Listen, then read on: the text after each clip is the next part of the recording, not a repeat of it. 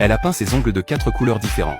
Puis elle a utilisé une machine à écrire pour enfants, s'entraînant chaque jour sans relâche, car elle allait bientôt passer un entretien pour un poste de secrétaire. Et ses concurrentes étaient toutes les jolies filles de la pièce. Chacune d'elles était soigneusement habillée, cherchant à attirer l'attention du patron. Lorsque c'était au tour d'Anna, avant même qu'elle n'ait pu dire quelques mots, le patron se détourna d'elle, la jugeant sur ses origines, et partit directement. Mais la seconde suivante, le patron revint, le visage plein de surprise. Anna prit la machine à écrire, se pencha sur les documents sur la table et se mit à taper frénétiquement. Mais elle n'était pas comme les autres.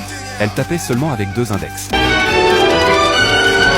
Le patron resta sans voix, tandis qu'Anna, d'une manière propre et rapide, remit les documents au patron. Moins de 30 secondes plus tard, elle avait complété un document inconnu, sans aucune erreur. Le patron était très impressionné, et Anna fut ainsi embauchée. Le lendemain, le patron apprit par un ami qu'un concours de dactylographie allait avoir lieu dans la ville, avec une récompense de 10 000 yuan pour le vainqueur. Il s'empressa de l'inscrire sans hésitation. Lors du premier concours, Anna n'avait aucune expérience et suivait l'exemple des autres pour se préparer. Lorsque le signal retentit, la compétition commença, et tout le monde tapait rapidement sur les claviers, tandis qu'Anna se précipitait comme un petit hamster paniqué. Les autres étaient déjà à leur deuxième feuille, tandis qu'elle était encore occupée à changer de papier. Le résultat était prévisible.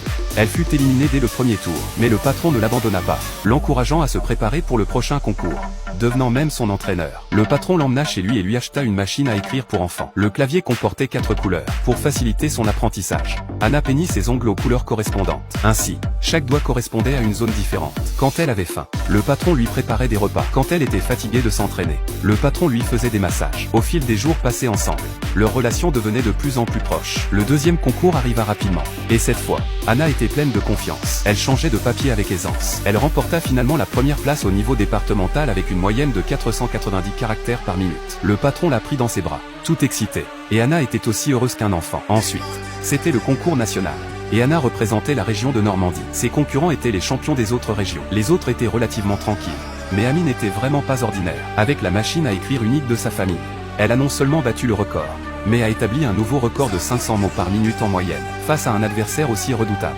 Anna était un peu inquiète, mais le patron restait fermement à ses côtés pour l'encourager. La compétition commença donc.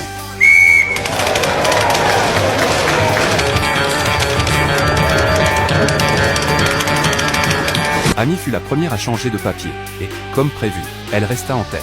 Les autres concurrents n'avaient même pas encore changé de papier qu'Amy avait déjà terminé. La compétition entra dans une phase intense, et ceux qui faisaient des erreurs ou sautaient des mots étaient éliminés. Il ne restait presque plus personne sur scène. Amy était toujours largement en tête. Elle changeait de papier rapidement, et même lorsqu'elle attendait les résultats, elle était différente des autres. Certaines personnes étaient déprimées, d'autres étaient tellement nerveuses qu'elles s'évanouissaient, tandis qu'Amy, elle, se coupait les ongles avec confiance. Les résultats furent publiés, et bien sûr, Amy se qualifia pour la finale. Mais Anna, elle aussi, se trouvait juste derrière, et la dernière étape décida du vainqueur.